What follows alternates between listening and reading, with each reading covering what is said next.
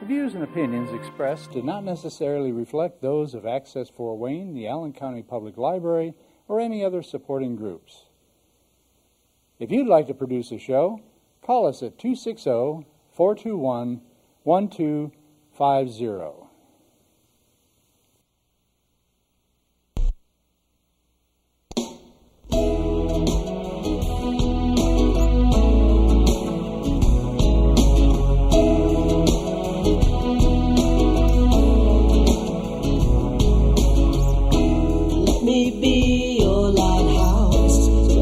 Show you the way. Let me be your shining light. Keep you from drifting away. I'm the one that makes you try. Hey, hello. This is Patty Hunter, and welcome to my show. I rhymed. Anyways, this is Patty Hunter of Patty's Page, and today I have a very special guest named Mitch Harper. Hello there. Patty, delighted to be here. Hi. So you are what here in Fort Wayne? Currently 4th District City Councilman. That district is Waynedale, Time Corners, and Aboit Township. That's a lot. It's a lot of territory. It is. I think we figured out that it is the council district that at its outer extensions is the furthest distance from each other. 2 points on the outer area is a greater distance than any other council district. How did you manage to land that? I ran for it. You ran for it? 2007 election. Oh, my stars. So whereabouts you're from then? Are you from Fort Wayne then? Born at Parkview Hospital and Randalia campus, as they now call it. Oh, yeah. Grew up in New Haven. New Haven.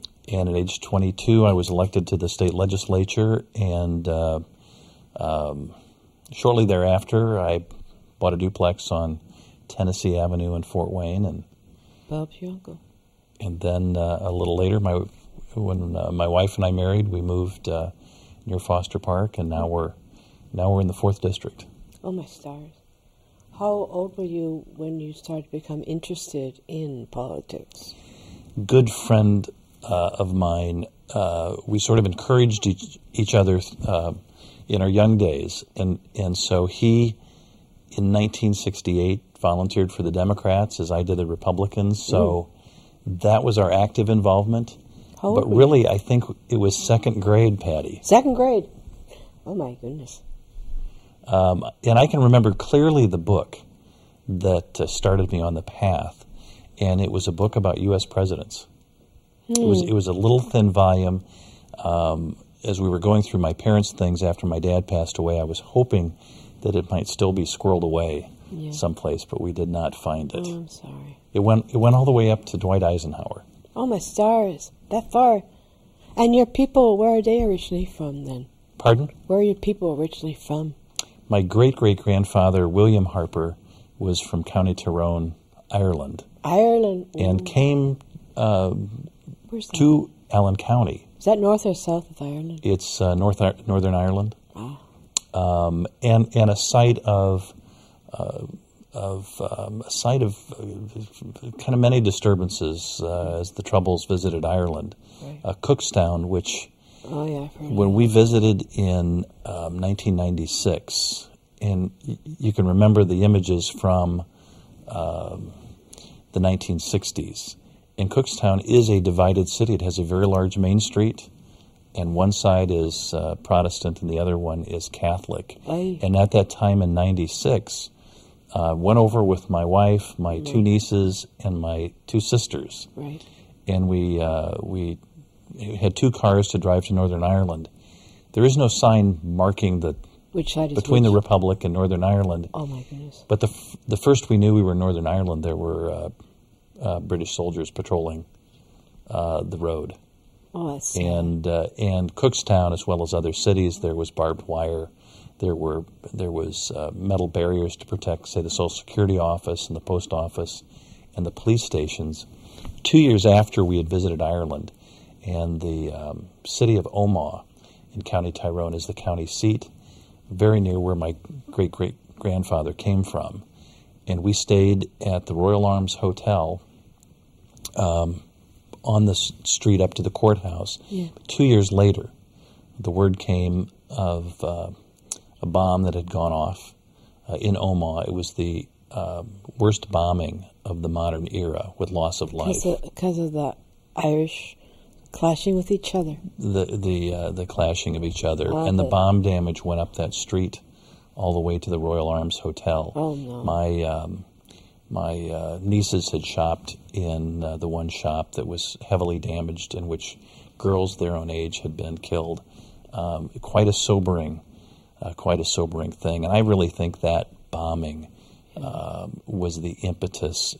Strongly had folks saying we can't have that type of violence going forward. I mean, we've got to stop that. But he came to Allen County in the 1830s, right. Bought land within a few days and within just about a half a mile from John Chapman, Johnny Appleseed. All right. And in court records, he's one of the 3 appraisers that was named by the Allen Circuit Court to handle Johnny Appleseed's valuation of his estate. So they were acquaintances and knew each other along the canal. But Allen County's population was quite small. Jefferson Township, where he settled, they organized it in the late 1830s along the Ridge Road near Besançon. And some of those family names that were present, like the Castlemans, are still still there today, and family members who are friends of mine. So it's a very kind of gratifying thing to be present with such a long history. So you have a wee flag you got with you now. I do. People. What? So Tyrone, you said? It's County Tyrone. County Tyrone, right? Let me see if I've got the right. Okay. Going the right direction. Okay, let me. Patty, I'm going to hand it to you. Oh dear, you're trusting me with your flag. Hello. It's a little large. Well, you hold there that side, and I hold this side. Can you see? It is Ivy. Lower down. Yep. Yeah, that's better. We're obscuring you. Oh, that's all right. Tyrone, it says up here, and it's got what's with the hand? I know that the hand is an Irish a symbol. Was it? I just like to think that it means talk to the hand. That's a little joke. Yes. I grew up above our family's business. Oh, did you? And how many brothers, sisters do you have? One brother and 2 sisters. Oh, that's enough. And we grew up above our family's funeral home in New Haven, which was founded by my great-grandfather in 1889. And interesting, because you got to meet all the folks in New Haven. Right. We've had our own community development department talk about new urbanism and trying to reestablish or trying to establish as a new trend mixed-use development where you have apartments over commercial buildings. Yeah. And as they've talked about it, and Pam Holliker from the city was talking about that as a possibility for one of the gateways of the city along Coldwater Road near 69, and this involves bringing the business fronts up toward the front of the lot by the sidewalk, making other changes on zoning. And I said, Pam, to be fair, I said, this isn't a new concept. I said, I grew up above our family's business, and there were other apartments in the older section. We're a block away. In the old country, they have that there. Sure, you bet.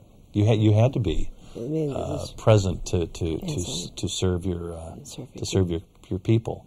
But I said actually it's planning and zoning of the 20s and 30s, 40s, 50s, 60s that put rules into place that said you can't have a zero lot line. That is, you can't be up against the beginning of the lot. If you were downtown, for example, if you put on any sort of commercial addition, you had to provide for additional spaces.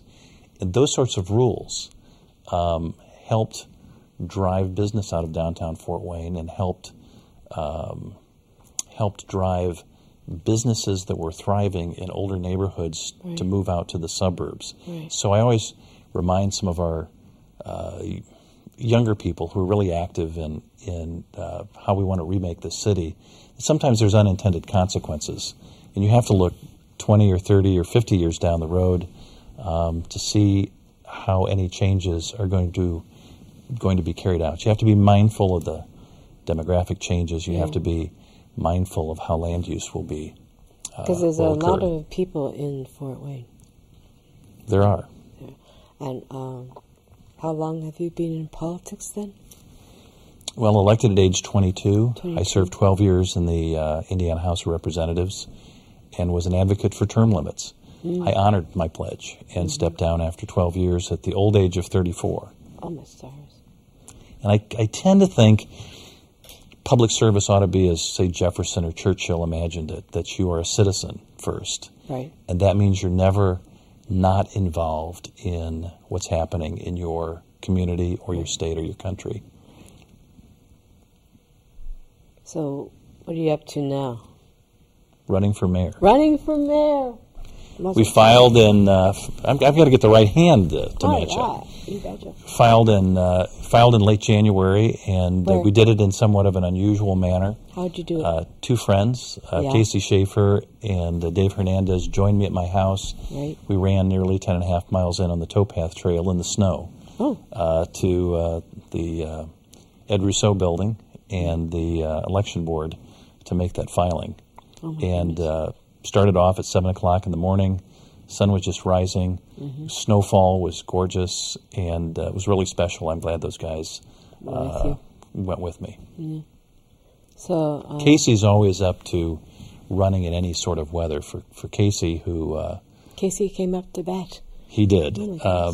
Casey's well known among the Fort Wayne running community, and no matter what the weather is, for Casey, every day is a good day to run. Dave, as we were crossing kind of behind the Fort Wayne Sport Club on the towpath trail with the sun coming up and glinting off the snow, lovely. David said, this is quite beautiful. He said, but I don't run too much outside during the wintertime. And he said, I'm more of a tropical guy. And so I said, David, that's going to be my catchphrase for you whenever we meet. So when is election in May?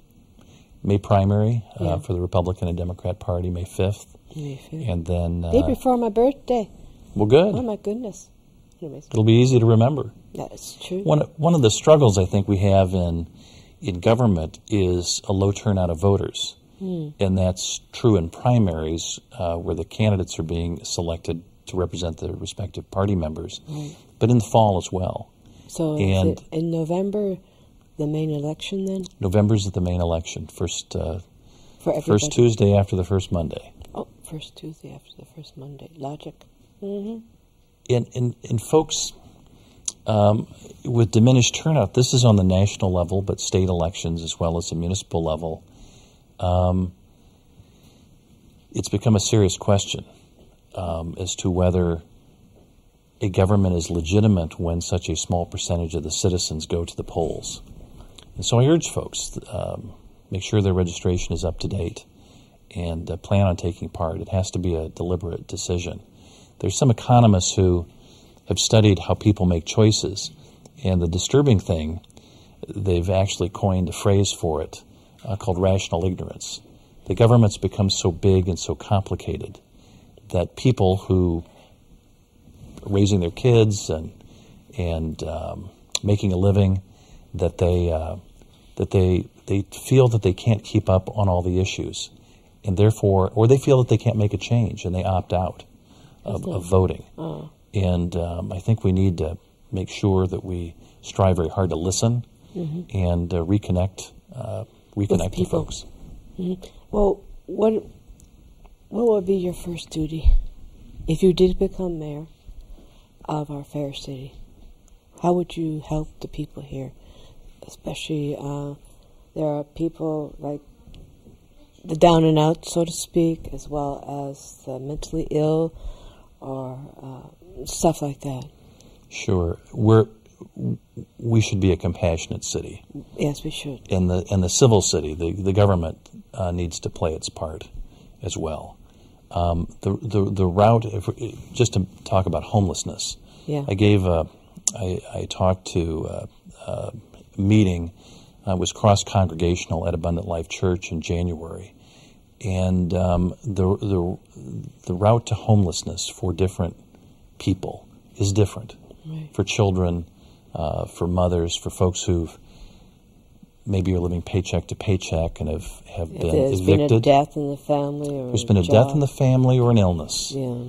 And it affects every age group Right. and every population group. Right. There's no stereotype. No. So the types of services and the types of assistance that need to be available, and we've got some great, we have some great nonprofits in this Sure. city that are doing, they're doing some great things. Not too far from here, in terms of the Broadway Christian Church and their outreach, do a tremendous job. But there are folks, as you say, still fall through the gaps. Especially the wee ones, when the whole family, The little ones. homeless. I mean, what happens to them and all that? And that's one of my biggest concern, as well as child abuse here and other places. There's a new book being released. It's just been reviewed, but it is to be released. I can't wait to get a hold of it. It's The Loneliness of Childhood in America, and the demographic difference and the outcome difference and the gap between children who have parents who have graduated from college and those who haven't. And the author has marshaled a lot of statistics that this wasn't the case, but up into the 70s, the gap begins to change, where children who are living in very disorganized households, it's a pretty lonely existence. They don't have the opportunity for mentors or folks or the stability. I know some young people who have done well and have gotten beyond that. But for a lot of kids who don't have the same type of moxie or the same type of tools, that's something we've got to be concerned about. But in reference to the homeless, the city's opened up warming shelters in this terrible cold. But it has to be an integrated response. And for example, we've had warming shelters open, but the word has gone forth as a press release to the radio stations and television stations. Well, if you're under a bridge along Wells Street or along the St. Mary's, you don't have a television set, and you don't have. How are you going to know unless you have? How are you going to know unless there's an active effort? And we've got some real angels in this community who've been ministering to those folks. But I think this city, by next winter, and the mayor's sworn in on January 1st, certainly needs to take a very concerted effort. Everybody has to be in a very dynamic effort. Because we're a whole family, this town. And when one suffers, the other does as well. Oh. So, you'll be if you do become mayor, which I hope,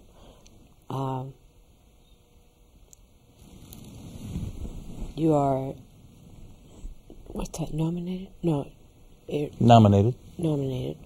And then you are elected. Then you get sworn in. And then you get sworn at. Sworn at. Oh. By some. After you're sworn in, you can get sworn at. Oh, my stars. And how long is each term? Each term is 4 years. 4 years. Mm-hmm. At one time in Fort Wayne, elections were held in even-numbered years. Right. As part of the reform movement dating back to the early parts of the century, they wanted to move the city elections so that they would be separate and not combined with say, state elections or federal elections. Mm-hmm. And so in the mid-'40s, it was changed, and we went to a different cycle, which meant one of the mayors had to serve a 3-year term. Oh, so now it's 4 now.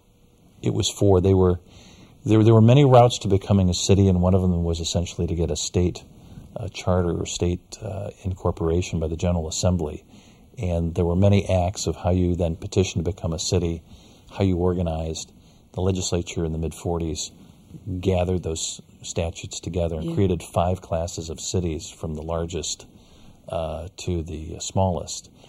And it was reduced when I was in the General Assembly. I was on the Cities and Towns Committee that rewrote much of Title 36, the local government statute, and took that to 3 cities. So our smallest class of cities in Indiana are 3rd-class cities such as New Haven and Woodburn and Auburn. Fort Wayne is a 2nd-class city, and Indianapolis is our only 1st-class city. That's the capital. I tend to think of Fort Wayne as a 1st-class city, too. You think? Anyways, you know, compare Fort Wayne to the other cities around the country. Where do you think we rank as a city itself? Number 9 or number 10 or? I think every week on the internet, some publication or some sort of website comes up with a different ranking on cities as to, best for young people, best for retirees, best recreation. They tend to pop up, and I think Fort Wayne needs to be a place where young people feel that there is a future. About 10 years ago, and it's partially a factor of the internet, young people used to sort of refer to Fort Wayne ironically. They'd raise their eyebrows and kind of look up at the ceiling and say, well, it's a good place to raise a family, meaning it wasn't some place for them. Today, as people are interconnected, you don't imagine when your friend goes to Chicago or Indianapolis or New York that they're living a fabulous life. You know what they're doing. In fact, some folks are checking Facebook and their instant messages so often that they know exactly what their friends are doing. But there's an interconnectedness, that sense of jealousy that someone's having a more exciting life someplace else. I think we're now in an era, perhaps, of decentralization, and a young person's fortune can be found anywhere, but it also means that patterns of movement and careers are different. Folks will have many jobs during their working life. It may not always be in their hometown. It may not be in that other city. So I think we're entering an era where it's much more fluid and dynamic, and we have an opportunity to be the kind of place where young people want to find their fortune and build their businesses. But it's also a place where I think some former residents can also come back. We've had a lot of discussion of brain drain and how do we retain our young people. I say the question is something else. It's not how do we keep our young people here. Because we ought to think they need to be able to go as far and as fast as they want to go anywhere in the world so that they can realize, their potential. The question we have to ask, is this a place that attracts other people's children to make a career here?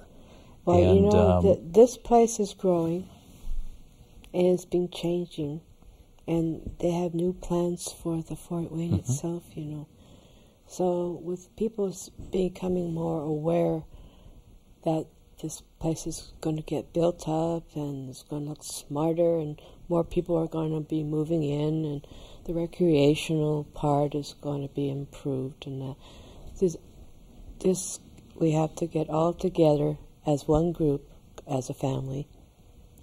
And we have to listen. We have to listen to each other and help each other out, especially if there's a depression somewhere in the city or something like that. But and that, Patty, I think you bring up a point. We need to make sure every area of the city comes along and is brought along and made a part of this discussion, and that tools are available. That each area of the city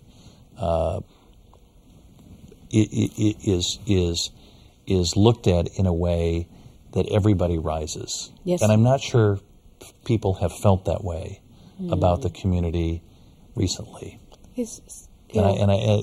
For example, when I first came on city council, one of the first things that was introduced was one of the ways to allow tax abatement, to try to serve as an incentive for business to locate. Those were largely mapped out for downtown and to the southeast side of Fort Wayne. In this ordinance that was proposed was to essentially make all of Fort Wayne an area where tax abatement could be sought under one of the ways in which you can seek tax abatement. And I told the council, I said, this may be something for debate. Because people come first. But what we ought to know is, right, what the administration and what the council is doing here is we're saying the one targeted tool for Southeast Fort Wayne is no longer going to be exclusive to Southeast Fort Wayne. Right. And we ought to be having a discussion on that. Right. I think I ended up, I may have been the only vote against it or one of only 2 votes against it, because I do think that some of the economic development tools that we have, right, we've got to have a very strong debate on how often they're used, because it's reducing the assessed valuation that's available to support general units of government. And it means that other people are bearing that burden on their property taxes.